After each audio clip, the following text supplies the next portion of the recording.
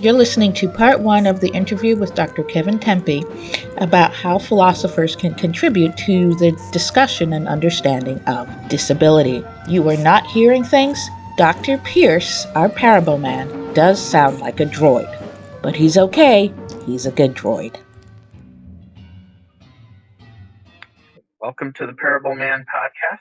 My name is Jeremy Pierce. I am Parableman, and I am here today with Kevin Timpe, who is a professor of philosophy at Calvin University, formerly Calvin College. Many people know it by that name.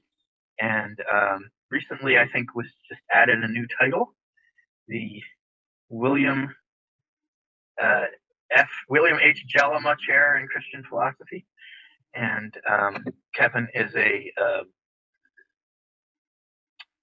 specialist in several different things. Written a lot about free will and philosophy of religion, and has started working more on disability in recent years, and has a disability advocacy service, a nonprofit that he has started in his own community, and but has also written a number of scholarly contributions on the topic of disability, and that's what we're going to focus on today. And for those who are not aware, I have two sons with autism and a wife who is also diagnosed with autism, a relatively recent diagnosis in the last maybe 2 years, I think. And Kevin has a son who has a developmental disability as well. So we experience this in our families, and in addition to our academic interests in it, and so we have a good amount in common there. So I guess I wanted to start out by asking you, what is it that you think philosophy? What are some of the main issues, I guess, that philosophy has to contribute to discussions about disability? I think that the longest running contribution that a lot of philosophers have done is in the bioethics literature. And so there's been a lot of work for a number of decades about thinking about philosophy within bioethics issues, related issues about resource allocation in some of the justice literature.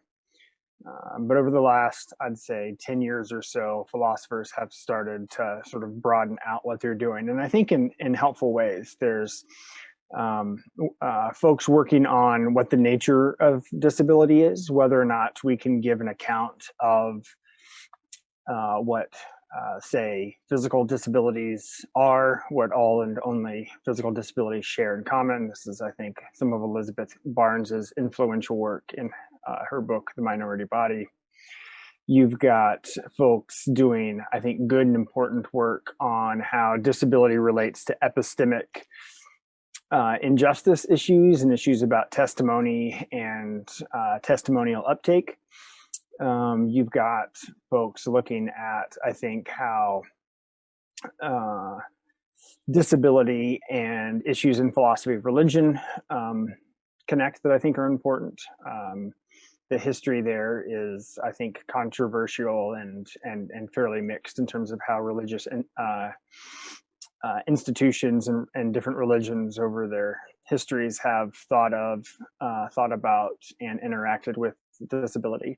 And so I think that a lot of what philosophers are sometimes best at is getting folks to think carefully and to question some of the underlying assumptions that might be in place for a long time that haven't been brought to the surface and been engaged directly. And I think that a lot of philosophers are doing that kind of work now with respect to disability across a range of issues.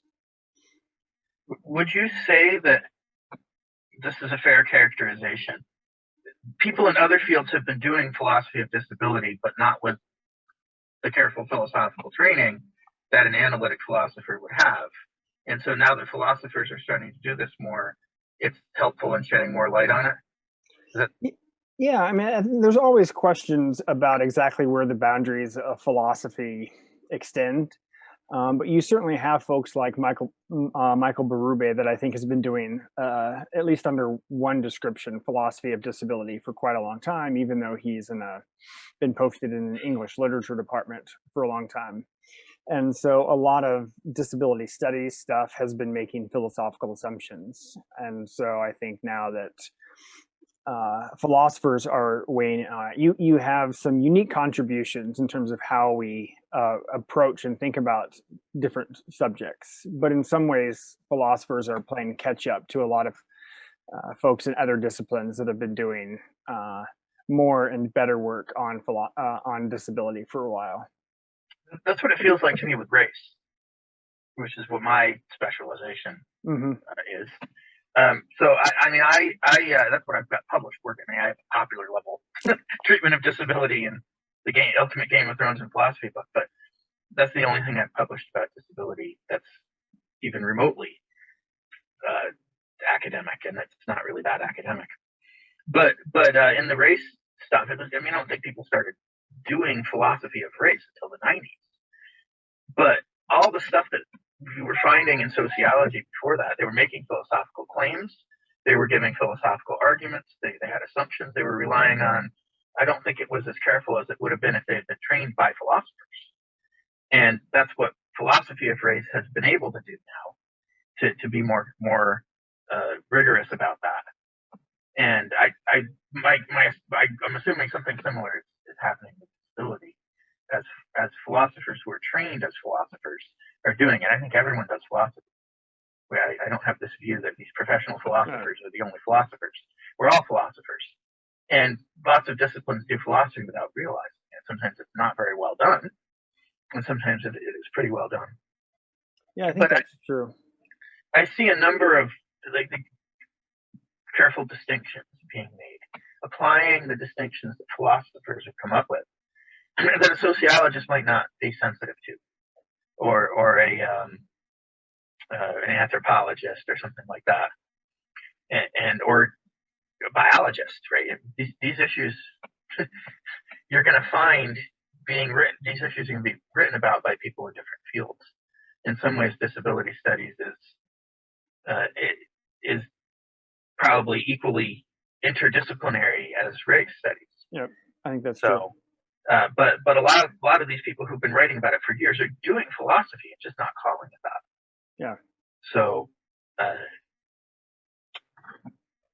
do you want to talk a little bit about the history of how philosophers have talked about disability when they did do so? Yeah. Before the recent renewed interest in it, I guess. Yeah, I mean, as I mentioned earlier, a lot of folks in bioethics have been thinking about disability for a long time, and some of those discussions are important and good. They haven't always involved questioning certain kinds of value assumptions that I think are underlying a lot of the bioethics literature about the value of good human lives. You've got some influential folks like Peter Singer and Jeff McMahon, who are probably two of the most well-known philosophers to have written on disability. And both of them have views that are, I think, fairly broadly known as philosophers, and also pretty negative about the value of at least some disabled lives. Right? I don't think that what they've written on disability applies equally to all disabilities. It might be that somebody with extreme cognitive impairment falls under the scope of some of Singer's arguments in a way that somebody who's an amputee, for instance, doesn't. But Singer is well known for thinking that what matters morally is a certain kind of preference satisfaction. He's a preference satisfaction utilitarian. And so what matters is morally, and how we construct our moral communities, is letting the broadest number of folks be able to satisfy the broadest number of preferences that they have. And so he thinks that animals have preferences. So he's well known for his work on animal liberation.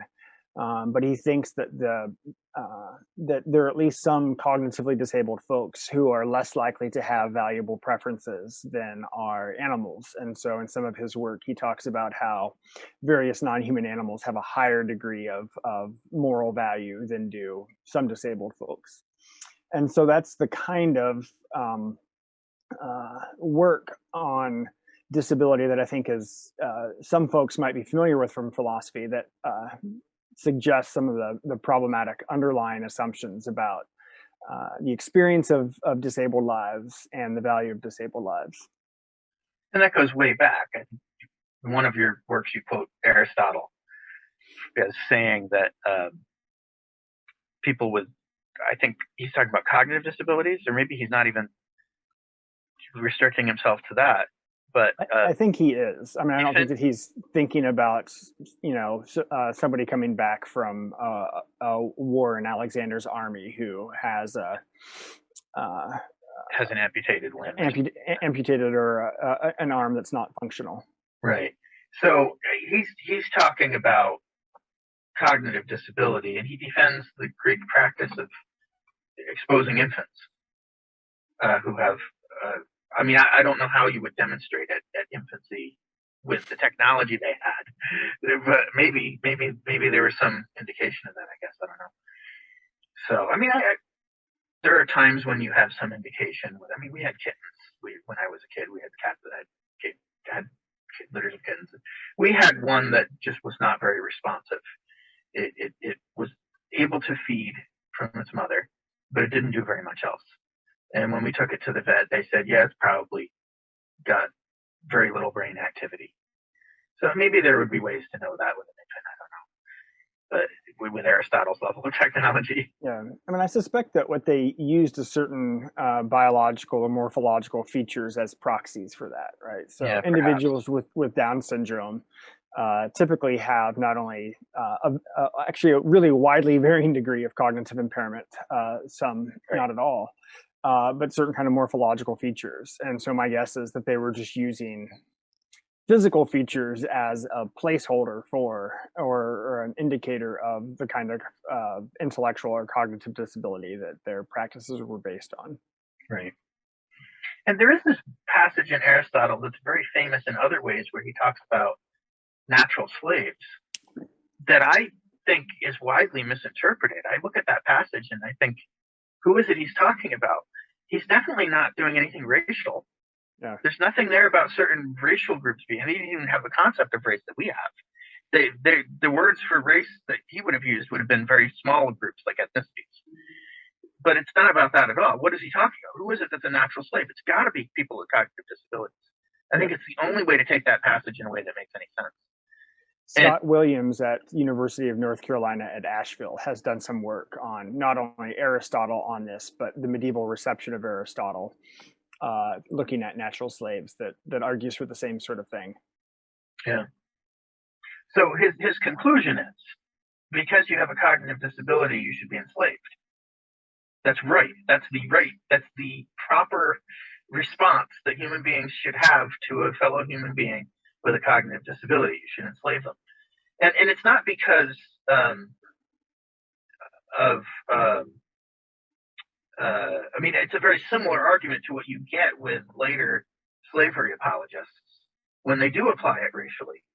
It's that there's no other level of functionality that they can engage in, that because they need supervision, they need oversight, they need to be told what to do.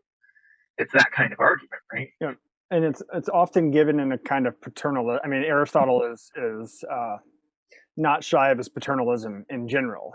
He's not shy of his paternalism with respect to women, for instance, or children. And it's the same kind of paternalistic motivated argument for in Aristotle for natural slavery. It's also important to keep in mind that slavery for Aristotle would have been a fairly different practice than the kind of chattel slavery that right, yeah. the United States in the early part of its history. Yeah, that's true. Yeah.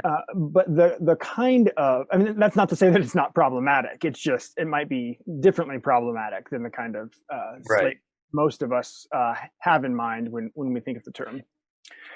But you're exactly right that the one of the central arguments that has been given throughout at least Western history. I'm not as familiar with the history of disability in other parts of the world.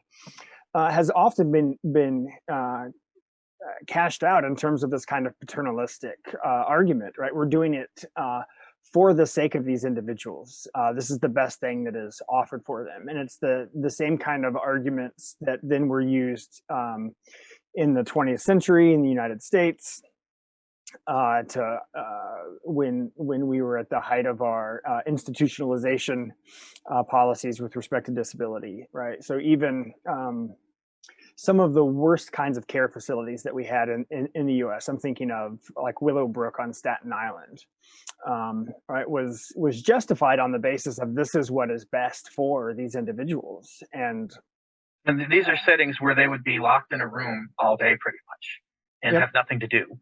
Yep. And no one engaging with them most of the day. Yep. It was like a prison. Yeah, I mean, it was functionally like that. Geraldo Rivera in I think it was the early 70s, got his sort of big national break as an investigative reporter for doing an expose on Willowbrook. And they knew that he was coming. They knew that he was bringing a TV crew. And they the people that ran the facility like dressed the residents. But there'd be 30 residents sitting in a room with just chairs with drains in the middle where they just get hosed off. There was no attempt to educate. There was no attempt to give them outdoor exercise. There were patient to resident ratios that were just horrific. Found out later that they were forcibly injecting the residents with hepatitis to see how transmission functioned. I had the opportunity a few years ago to talk with a local individual here in Grand Rapids that had actually spent part of his youth in Willowbrook. And it was really painful for him to talk about. And we met in person. It wasn't a subject that we had discussed, but he had a book of where he had, among other things, talked about it a little bit. And he talks about how his mom was giving him advice from the doctors that this would be what was best. And so his mom was misinformed and trusting the kinds of professionals that she thought where she'd get good advice from, and the kind of paternalistic argument was exactly why he was placed in Willowbrook, where he was the subject of abuse for years until the facility was shut down after Geraldo's report.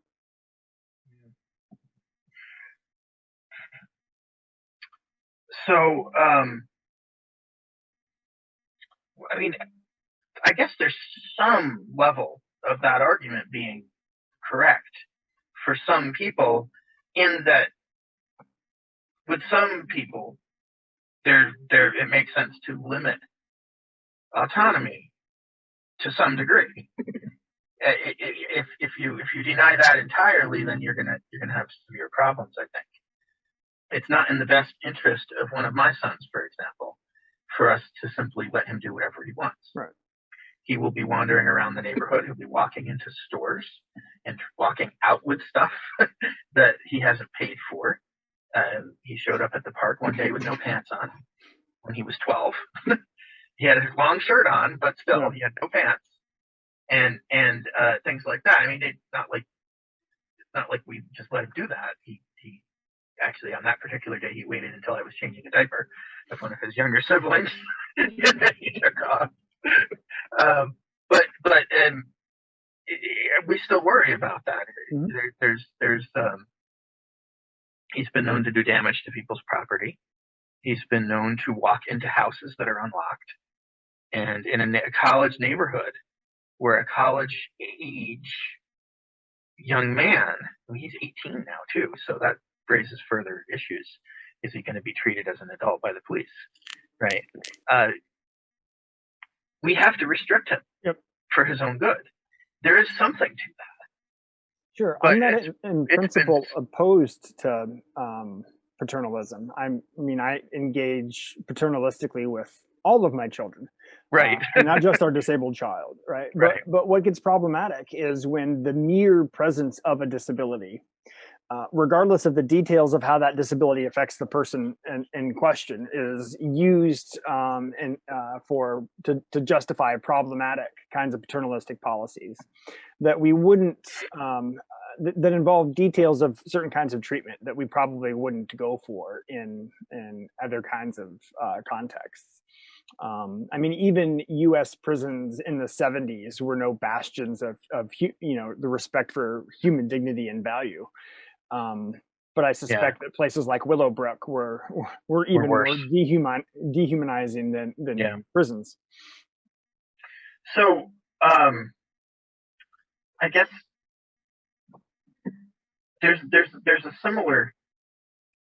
I mean, there's a distinction I think that you need to make here, which is between simply restricting people for some very broad reason that doesn't apply to the details of their situation. But there's also the fact that contra Singer, when you think here's someone who has interests, here's someone who's a subject of moral consideration, someone that we should count morally, we have to take their interests into account.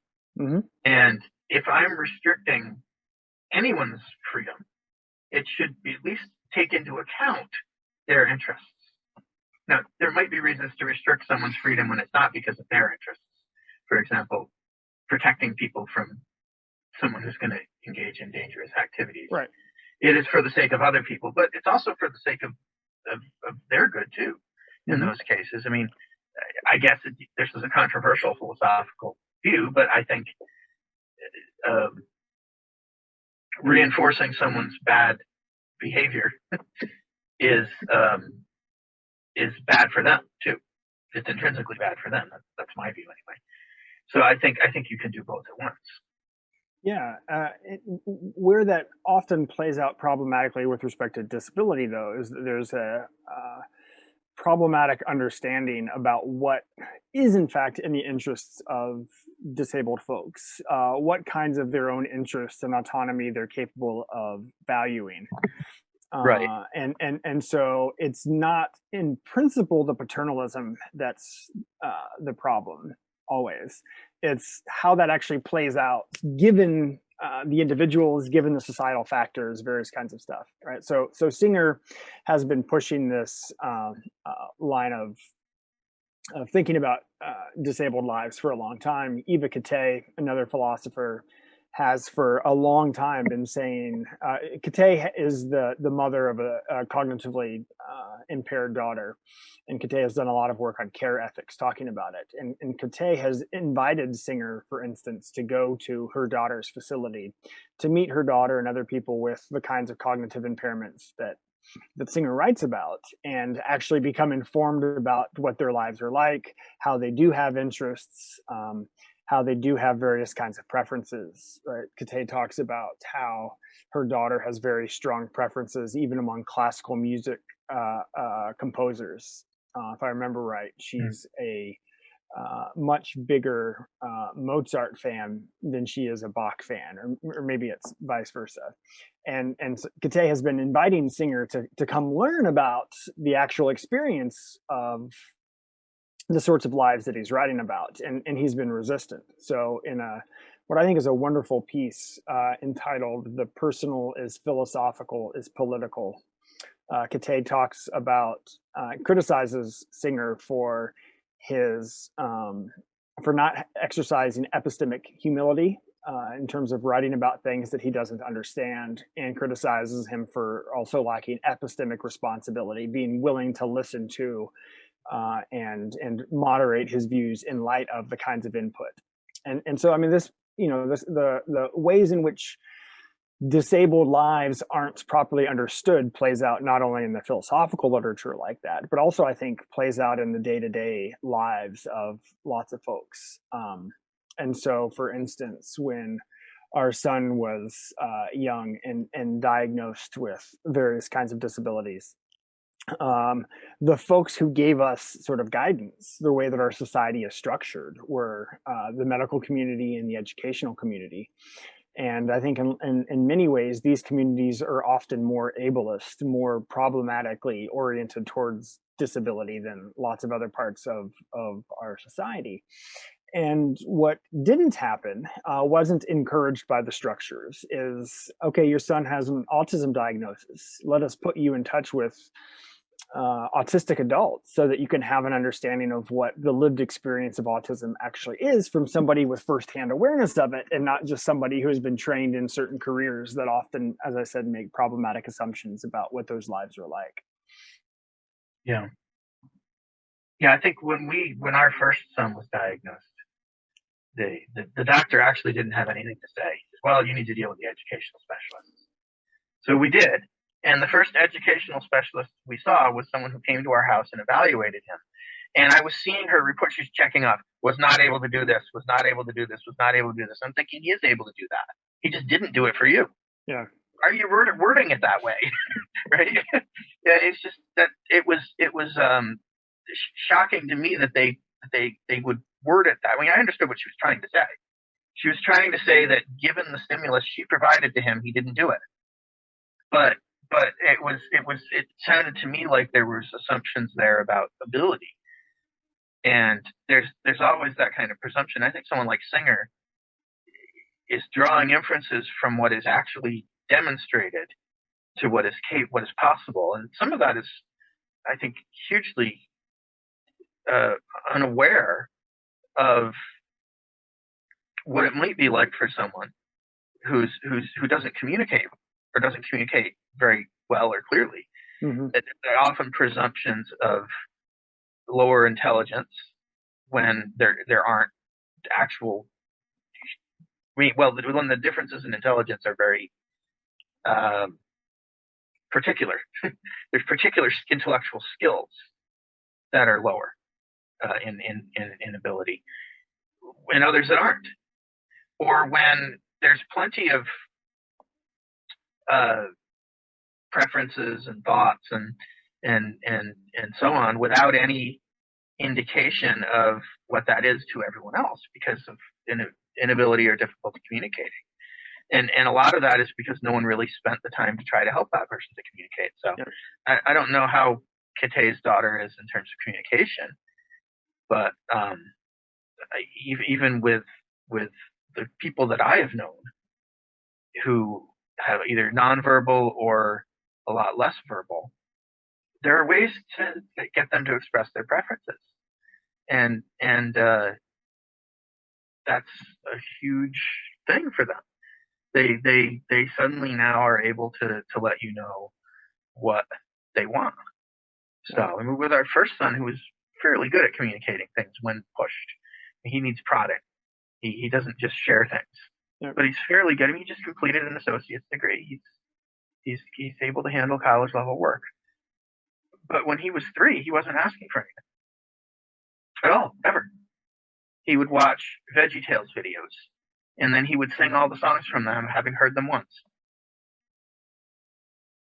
And then when you get a book in front of him, a board book or something, he'd read it to you. Mm-hmm. He was capable of getting language out when it was already put together. Yeah. He was repeating it. He was sometimes repeating it in a very perseverative way. He's just repeating it over and over again. And he would act out Finding Nemo whenever he went swimming. The whole movie. He'd go through the entire movie. But when he was 3 years old, he wasn't asking for anything at all. He'd go get it if he could, or he'd sort of stand there in front of the fridge and not say anything. And I know there are criticisms of ABA, but ABA actually helped him to be able to ask for things. It was a way to open up his communication. And it took an intensive weekend. It took like 16 hours of it over one weekend. And then suddenly he was asking for things. And I mean, I tend to think when ABA goes wrong is when you're trying to impose your expectations on someone, not give them their voice. But ABA can help someone find their voice too, and it did in his case. So that's one of the big issues really in how we respond to someone with either cognitive disabilities or communication disabilities. Don't make assumptions about competence. Try to see what they are capable of doing. Try to find ways to let them express themselves. And yeah, that's Singer is making all sorts of assumptions there that are there's actually good evidence against. It's not just that he doesn't have evidence for them. There's good evidence against them. Yeah, and that's Kate's part about the intellectual responsibility. If he was willing to change his views in light of the kind of evidence that people have tried now for, well, in her case, decades to give him.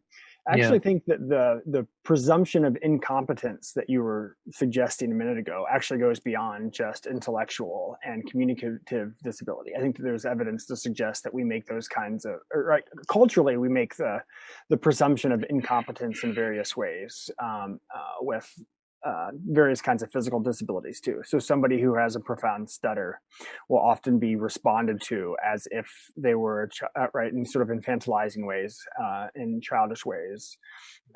People with stutters will often be talked to more loudly and more slowly, suggesting that they have difficulty in hearing and comprehending, which again, in lots of cases isn't the case.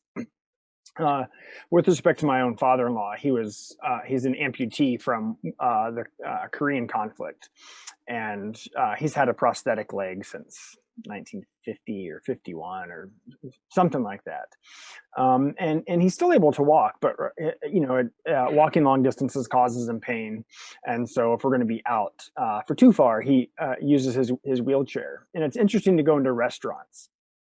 And he lives with us now, so we, pre-pandemic, we did this on a fairly regular basis. If he was walking and we walk in, we had somebody, our family ranged from small children to somebody in their late 80s, now early 90s. If he was walking, the receptionist or the host at the restaurant would often sort of presume he was in charge of the department and or in charge of our party and ask us things, and the bill would come to him. But if he has his wheelchair, the question would go to my spouse or I, whichever was pushing the wheelchair. The bill would come in different sorts of ways. And so I think this reflects that it's not only cognitive and communicative disabilities that we make these kinds of presumptions. I think it's in lots of contexts, even various kinds of physical disabilities, that we make them as well. It always strikes me as odd. It shouldn't, but it strikes me as odd when I'm out with my son.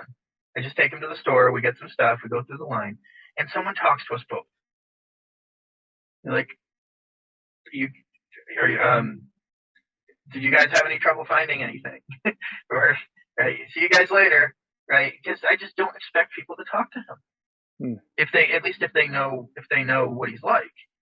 And we're in a certain grocery store every day, pretty much. That's his ritual. He gets home from school, he wants to go to the store and get a snack. And they know him. They know what he's like.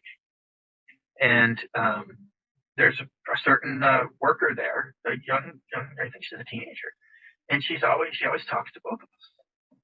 So I find that refreshing, but it's almost shocking when it happens. Yeah, because the cultural default is so strong and so common that when you see folks not making those assumptions, it often catches you off guard. Yeah. So one of the things that I think philosophy has to offer to this discussion is you can make a distinction between being a moral subject in the sense of you count morally, and being a moral agent in the sense that you can rationally think through your choices and evaluate them morally. And you could be fully a moral subject without necessarily being as far along in the other kind of moral category. Mm-hmm. And there are a number of moral theories that have been very popular that tie the two together. So I for example, social contract theories, you're not a moral, you're not part of the social contract unless you can consent to it. And that takes rational agreement. or at least Immanuel Kant's version of deontology, you're not a member of the moral community unless you can rationally engage in a certain level of moral thought to go through argumentation. Mm-hmm. And I mean, there's implications of that people have been critical of without thinking about disability. For example, on that view, a newborn does not have any moral status at all. Yep. And I remember there was a very famous paper on abortion by what's her name, Marianne Warren, where someone presented that objection to her. Said, well, if your view about the fetus is correct, then doesn't it apply to newborns? And she basically said yes. She basically said yes, and then she gave Kant's response about animals because Kant doesn't think animals have any moral status, and said, well, the reason the reason it's not okay to kill a newborn is because it does things to us. Yeah. And rather than for their own sake. Yeah. But that just strikes me as the clearest counterexample of that kind of view. Right? Hardly anyone thinks it's okay to just kill a newborn. And it's not just because of what it does to us. It does do stuff to us, sure. Right. But that's not the only reason why it's wrong to kill a newborn. But I think the same sorts of arguments apply to disability. And I think when you're going to have a view about this is not an issue that I think most ethics classes really focus on as here's the issue that we're going to cover. We're going to cover what the good life looks like. We're going to cover what right and wrong are all about and talk about virtue, and we might do some meta ethics and talk about what it means to be moral and so on. But the question of who has moral status is not usually highlighted as one of the themes of the course. Yeah. But it's there in all of these views, and there's all sorts of assumptions being made that aren't defended really, I don't think. And how you think about animals and their moral status, how you think about newborns or fetuses or different stages of development, and how you think about people with disabilities should all come out of a theory that fits together nicely. Yeah. And Warren's view does. Warren's view does fit together. I don't think she contradicts herself, but she says some things that most people would be very uncomfortable. Yeah, this is also true of Singer, right? I mean, Singer is certainly consistent. It's just that I think reflecting on some of these cases shows us what's wrong with the underlying moral principles. It's not that he misapplies those principles in certain cases. I just think that his view on disability shows us that he's got the wrong understanding of what moral value consists in. Yeah.